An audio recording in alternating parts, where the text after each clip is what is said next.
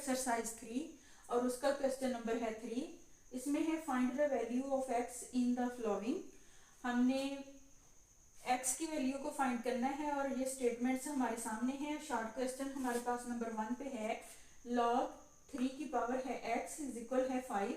इसको हम सबसे पहले लोगारिथम फॉर्म को खत्म करेंगे। हम इसे करेंगे change in exponential form. Exponential form में हमने इसको जब चेंज करना है तो हमारे पास जो बेस में डिजिट है या वेरिएबल है वो हमारे पास वही रहेगा और जो पावर है वो हमारे पास सामने वैल्यू के साथ चेंज हो जाएगी।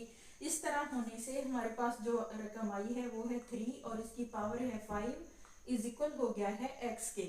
अब इसको हमने यूं हल करना है कि हमने 3 के ऊपर जितनी पावर है उसको उतने टाइम हमने मल्टीप्लाई करना है।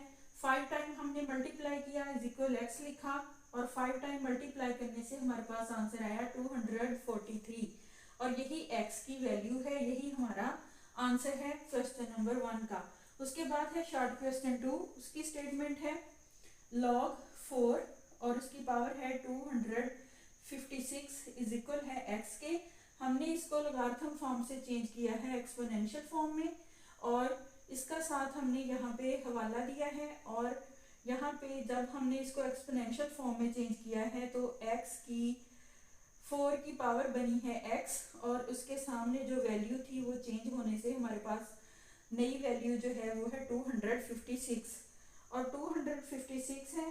इसको हमने 256 को फैक्टराइजेशन इसकी की है तो वहाँ पे हमारे पास फैक्टराइजेशन में 4 मल्टीप्लाई 4 मल्टीप्लाई 4 मल्टीप्लाई 4 टाइम हम इसे लिखेंगे, लेकिन ये स्टेप हम ना भी लिखें तो भी ठीक है। यहाँ पे मैंने 4 की पावर 4 को लिखा है। इस तरह से हमारे पास जो नई स्टेटमेंट बनी है वो है x 4 की पावर x और 4 की पावर 4। अब यहाँ पे 4 और 4 हो गए हैं बराबर, इनको हम खत्म कर देंगे या रिड्यूस करेंगे दोनों साइड से तो हमारे पास आंसर होगा, चूंकि हमने x की वैल्यू फाइंड करनी है तो इस तरह से आंसर होगा x इज इक्वल 4 और यही हमारा क्वेश्चन नंबर 2 का फाइनल आंसर है।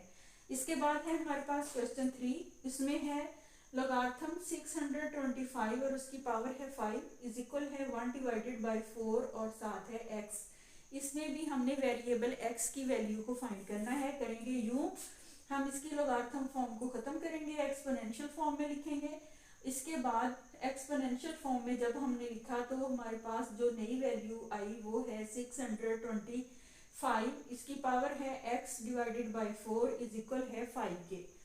अब यहाँ पे 625 की हमने फैक्टराइजेशन की, हमारे पास आंसर आया 5 मल्टीप्लाई 5 मल्टीप्लाई 5 मल्टीप्लाई 5 और ओवरऑल इसकी जो पावर है वो है x डिवाइडेड बाय 4 और इज इक्वल है 5 के।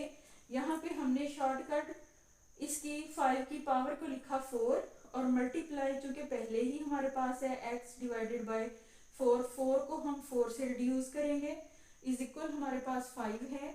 इस तरह से 5 की पावर हमारे पास x में रिमेनिंग है और इज इक्वल है 5। अब यहाँ पे बेस जो है वो सेम हो गई है, बेस को हम यहाँ पे रिड्यूस कर देंगे या खत्म कर देंगे और x जो है पावर्स में उसको हम लेंगे तो यहाँ पे x इज इक्वल होगा 1 के, क्योंकि 5 हमारे पास इज इक्वल है और 5 के ऊपर कोई भी पावर नहीं है, जिसके ऊपर कोई पावर ना हो हम उसे 1 इज इक्वल लिखते हैं। तो यहाँ पे x इज इक्वल होगा 1, यही हमारा क्वेश्चन 3 का फाइनल आंसर है।